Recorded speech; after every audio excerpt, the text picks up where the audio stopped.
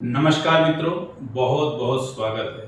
आइए आज बात करते हैं किस तिथि में किसका श्राद्ध करना चाहिए और श्राद्ध कैसे करना चाहिए। विशेष किस तिथि में किसका श्राद्ध करना चाहिए, कौन सी तिथि किसके लिए विशिष्ट है और उसी तिथि में उसका श्राद्ध करना चाहिए, इस विषय में आपको जानकारी देते हैं।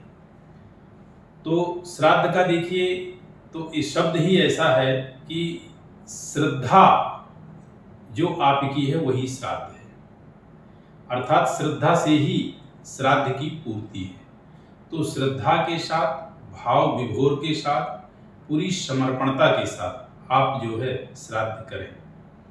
अब इसमें श्राद्ध के विषय में बहुत ज़्यादा कुछ ना बताते हुए इस वीडियो में आपको किस तिथि में किसका श्राद्ध करना चाहिए उसके विषय में जानकारी देता हूँ। जैसे कि हमारा जो पितृपक्ष है या इसको जो पर्वणि श्राद्ध कहते हैं, जो पितरों का पर्व है, ये 15 दिन का एक पखवाड़े का जो समय होता है, ये पितरों के लिए एक वर्ष में एक बार आता है और विशिष्ट होता है।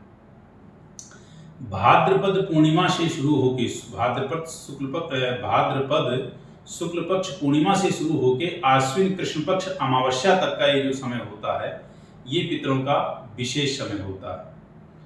तो जो हमारे दिवंगत पितृ हैं, जो मृतक पितृ हैं हमारे दिवंगत, वो पिता हैं, मतलब पुरुष वर्ग में हैं या स्त्री वर्ग में हैं, उनका श्राद्ध आपको कब कैसे करना चाहिए।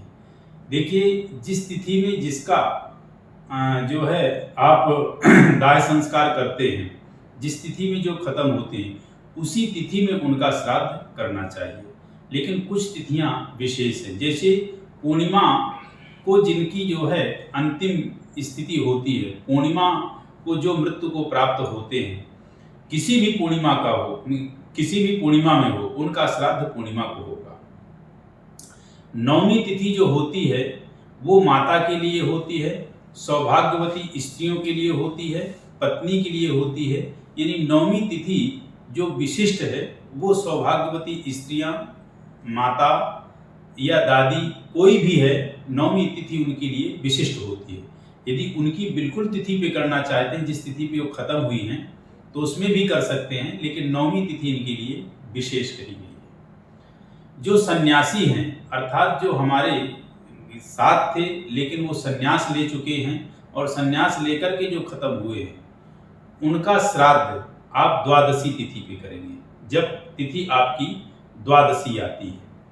इसी प्रकार जो अकाल मृत्यु मरते हैं, अर्थात जिनका अचानक मृत्यु होती है, अचानक जो मृत्यु को प्राप्त होते हैं, अकाल मृत्यु को, उनकी जो तिथि होती है वो चतुर्दशी होती है। अर्थात उनका जो आप श्राद्ध करें वो चतुर्दशी तिथि को करें।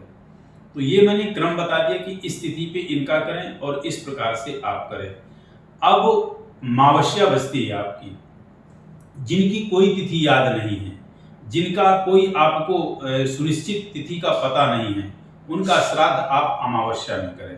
तो अमावस्या में सभी को प्राप्त हो जाता है। अमावस्या तिथि एक ऐसी होती है जिस तिथि में आपको कोई तिथि जानने की आवश्यकता नहीं कि किस दिन वो दिवंगत हुए थे, उनकी मृत्यु की तिथि क्या थी, तो आप अमावस्या को कर सकते हैं। तिथि के निकालने का तो यह है कि आपकी जिस डेट पे खत्म हुए होंगे, उस डेट पे जो तिथि होगी वही तिथि जो है श्राद्ध में मान्य होती है। तो ये मैंने बताया कि इस तिथि में इनका श्राद्ध करते हैं। फिर से एक बार रिपीट कर देता हूँ। नवमी तिथि को स्त्रियों का होता है, माता है, सुहागिन है, सौभाग्यवती स्त्रियां हैं, उनका होगा। आपकी पूर्णिमा को, जो किसी भी पूर्णिमा को दिवंगत हुए हैं, मृत्यु को प्राप्त हुए हैं, स्वर्ग को प्राप्त हुए हैं, उनका पूर्णिमा को होगा। सन्यासियों का द्वादशी तिथि पे होगा। अकाल मृत्यु से जो खत्म होते हैं उनका चतुर्दशी पे होगा। जिनकी कोई तिथि का पता नहीं है उनका अमावस्या को होगा। तो ऐसे आप जो है इन तिथियों पे श्राद्ध करें, सुनिश्चित रूप से उनको प्राप्त होगा। और श्राद्ध के विषय मैंने आपको कहा कि पूरी श्रद्धा, पूरी भाव विभोर के साथ आप करें, उनको वही चीज प्राप्त होगी। और खाने में भी खाना आप रुचिकर और स्वादिष्ट बनाएं, जो उनको प्रिय था उस खाने को आप वैसे ही बनाएं, वैसे खिलाएं। और जो आपकी श्रद्धा है उसी श्रद्धा के अनुरूप आप ब्राह्मण को दान, दक्षिणा आदि आदि जो प्रदान करे। तो इस तरह से आप करें।